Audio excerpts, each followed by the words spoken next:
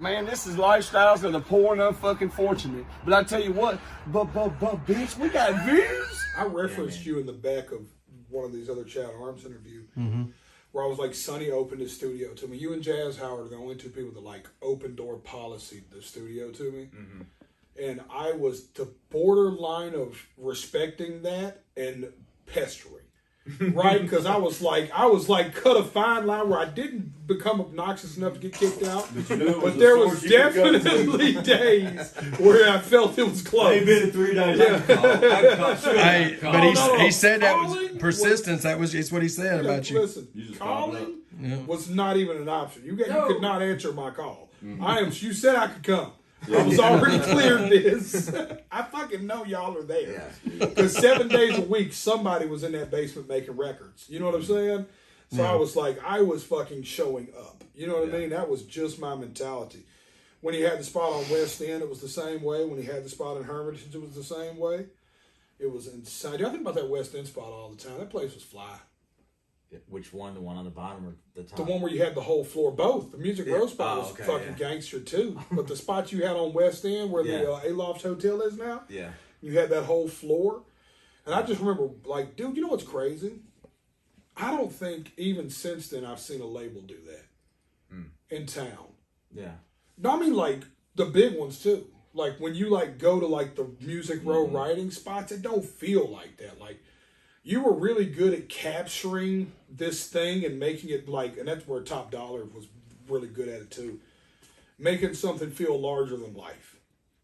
Like you would walk in, you'd get off the elevator, and the first thing you seen in this elevator floor was like a plaque and like a poster of some sort of rap record. You know what I'm saying? Framed. And this is like getting off the elevator. Yeah. So you're like, oh shit, this is like, this is the whole fucking floor is theirs. Right. It wasn't like get off an elevator and look for Suite 302. And this is like where the Aloft fucking hotel is in downtown Nashville, right fucking now, dog. Yeah. I'm like, what the fuck, dude? And like, and you walk and there's offices and it felt vibrant. It had the super hip hop, like the old school record label vibe, like. Posters were everywhere. Ron's girlfriend working at the front desk. Yeah, for sure. Yeah. Posters were fucking everywhere. Somebody was at the front desk. Who strolled around. Yeah, it was for real. They had a studio. The studio had a sliding glass door vocal booth. Remember, I walked in and Pistol was in there recording, and I was like, "This can't be real." Like, no fucking way. You know what I'm saying? 'Cause like I went to all the other studios, and they were like nice spots, but they were like trap studio spots. Yeah, yeah. Like you open the door, and it wasn't like there was a record label happening there. It was just like a studio. You know what I'm saying? Yeah. So, like, for me, it was like, holy fuck. You know, when we opened up our spot, that was some of the vibe I was going for. I wanted it to be a little more Music Row-ish, which I regret now, because when I do the next one, it's going to be fucking just a fucking hip-hop spot as far as the approach. Yeah. And it was, but it's like the exact same vibe I got. It was like walking in, I'll never forget getting off that elevator and being like, holy fucking shit. You know what was even crazier? And people would never believe this by how Pistol's persona was. Not persona, but like how he presented himself. He was so larger than life. Yeah, yeah. He was in the studio by himself. It was literally him, Sonny, and they had an engineer. Yeah.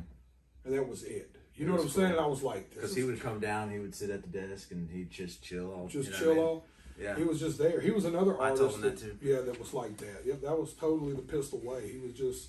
Salute to Pistol, man. I say he's back. He's on IG and active and stuff on there. We love it. You were the first person that taught me about post-production. Right? We talked about that a little bit. Yeah, you talked about Scarface Stack, wondering why there wasn't any post-production or whatever. Yeah. No, he was big. He taught me about post-production because back then we were like super hip-hop kids. So like the beats you got on a disc, that was it. It wasn't no let me go home and finish. It was like, nah, motherfucker, this is what you got. Yeah. Rap on this, and that would even exchange of goods. And Sonny be like, all right, now we're going to get a violin player. We're going to... The shit we're doing now, they were doing back then. I remember when, like, fucking Dale Babb would come to the studio and play an instrument or something like that. We were there for that whole... Dave Davidson. Strings. Yep. That whole era of fucking life. You know what I'm saying? What about us? Is there anything else that you want to talk about the Hate Goes On album, how it came about? Yeah. Like how that... Because we didn't get before that. Before that, Jelly, can you remember your first either voice of Sonny or learning Sonny's role or or something with Street Flavor. Do you remember when you picked up on that whole shit as far as Sonny? Because I'm sure Street Flavor was in your ear before for you sure. put it all together. And so what happens was, as an artist, we always find the artists first. Artists find 100%. each other, right?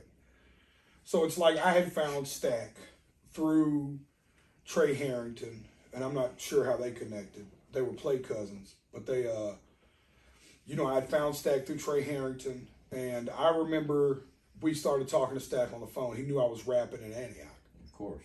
Tell you a part of the story I don't tell nobody, because we were so close to each other and different. Not that I don't tell nobody for a reason, but it just doesn't come up. People jokingly called me Haystack. Right? Like, dudes would meet me and wouldn't know, but you're like a haystack, because I had the same haircut, the same lingo. I'm fucking 14, right?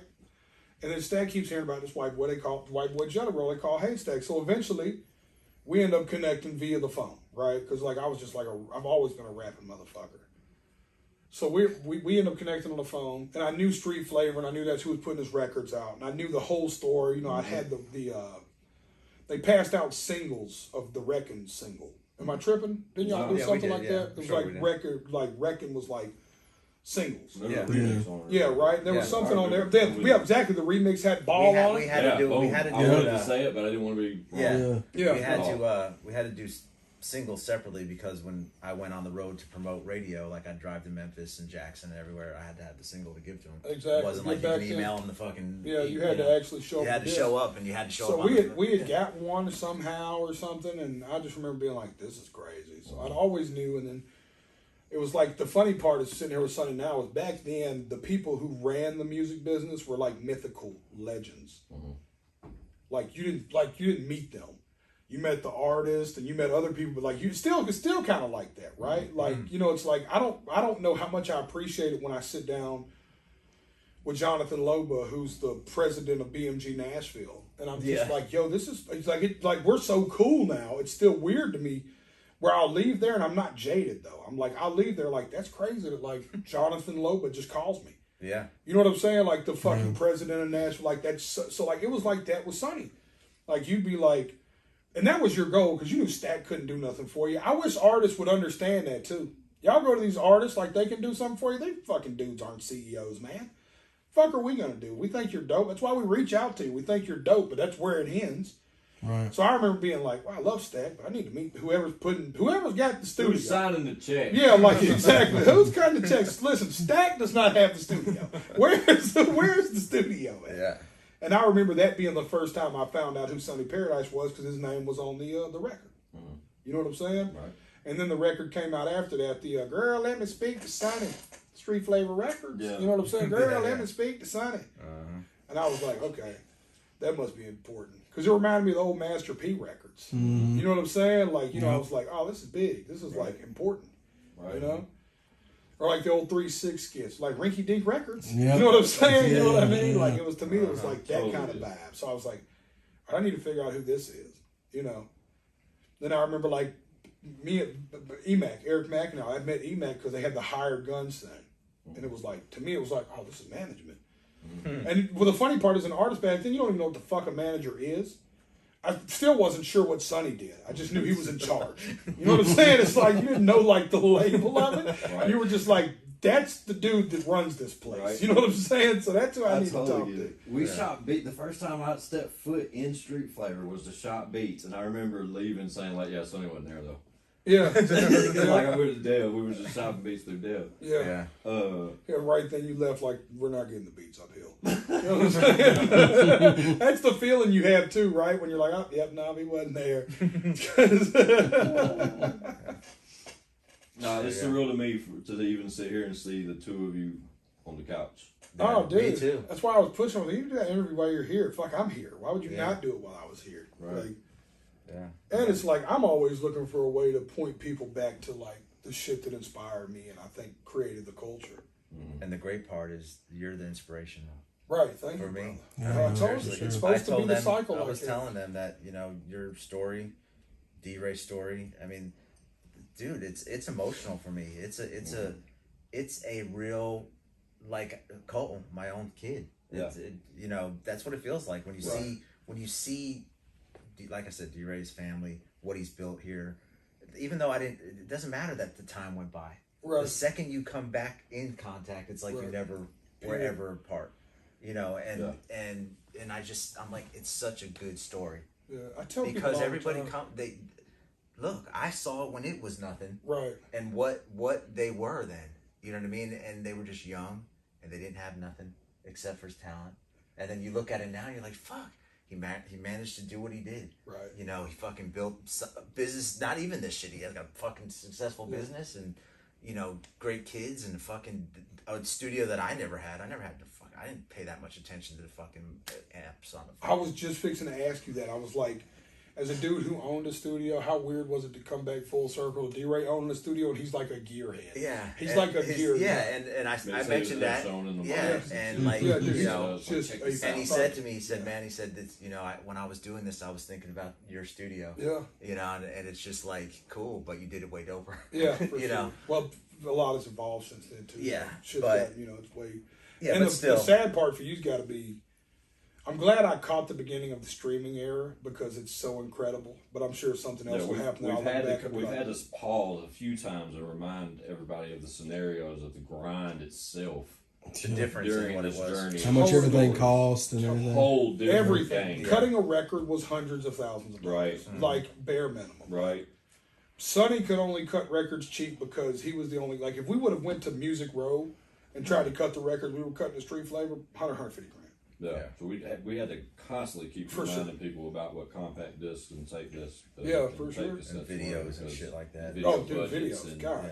And the overhead and the cell phone budgets and you know. Like, you know it's got to be real crazy for you now because y'all had no way to monetize that videos. No, it was just purely a promotional thing. That's nuts. That's crazy. What? Yeah. Because like when we do videos now, like I've shot a lot of videos that people will never know that I never even broke even on because I wanted to do a little something extra for the video. So it made it where like no matter how good it did on YouTube, it didn't really make it like look good, but it was just more like I wanted to blow a car up in a video, so there's no way to recoup that because it's so expensive. When I shot Shocked for Boogie, it cost me 30 grand. God. And because you had two options, you could do it on 16 millimeter, or you could do it on 32 millimeter. That's crazy. So and so that's real film. So at that time they charge you by the foot. Yeah. You know, so you couldn't fuck up. You couldn't have all these multiple takes. You know what I'm saying? Like, you know, the more you went over it, the generation changed. Yeah. That's insane, bro. And then you had to take it to a How scary is that? You're sitting here with a fucking iPhone and a YouTube channel that's popping. Yeah. You're just sitting here holding it plugged in like your life's hard for you because you're having to bend over a little And the big thing because was it's just plugged in. the big thing was just convincing, you know, yourself, or maybe you had a co-distribution deal or whatever, which I had a couple times, that convincing somebody to have enough faith, because they didn't want you to do a video unless you proved back then they called it legs, that the music had legs, Right. you know, enough to the next step was the video, Yeah. you know. So it's insane, man. I'm glad I caught the beginning of the streaming era and the studio era is what I was going to say. Back then, building your studio was probably $250,000. yeah, it was crazy. $500,000 and Yeah. it's like you can really get which D-Ray's got an expensive studio because he's a fucking gearhead, but you can build a nice rig Yeah. for 20 grand, computer included. I mean, like a good rig, like a rig you can cut like Records, yeah. like real vocals to stand the test of time with. Yeah. You know what I mean? Like, you know, that you can send to the right mixing guy and get done. It's like that was on fucking the computer. But you back then was 20 you were grand. lucky enough to have both sides of the game. Mm-hmm. That's what I'm sitting here thinking. You got to be part of. You got to be a part of the old system, and the new system. While you're saying you caught the streaming wave or whatever, dude, you were balls deep in the old grind. No, for sure. But what I meant was bad is that, you know, my biggest regret for some of the artists that I love that inspired me in the early hip hop phase was they didn't catch the streaming wave. Yeah. Like, it's like, because I was balls deep in that, Squints. Like you said, I was balls deep into like printing CDs and handing them out and selling $5 slamming and jamming them, but right, for sure. But it's like I got to catch the streaming era. You know what I'm saying? Where some of the guys that I was balls deep with missed it. Yeah. It just was just unfortunate timing. Right. Just you know what I'm saying? What is we mentioned? Yeah, for sure. Imagine if Sonny and Street Flavor would have caught a digital Dog, platform. it goes back to Bobby said this, and I told you one day, Chad, you do enough interviews like Vlad, when we talk about stuff, you can reference when I'm saying it. Yep. This is really happening now. Yeah. Top dollar If Top Dollar would have been around for beyond the shadow of a doubt, in today's social media climate, how fucking charismatic and crazy Bobby was. If he had a cell phone, he could record the craziness and the shit that they were doing back then to promote albums. Beyond the shadow of the doubt, he'd be the most popular person on the internet, damn near. Right. But nowadays, everybody's got it easy. Like, even marketing-wise and stuff, you click a button, you're marketing. Right. Back then, I mean, you got to buy the front of the Wheels and Deals magazine and sell your car for 80 grand just to go, why are they doing that? I mean, it was marketing. Or we go downtown and scatter 5,000 flyers everywhere. Nobody knew what we were doing, but it was working. If we would have had a social media anything back then, it would have been over.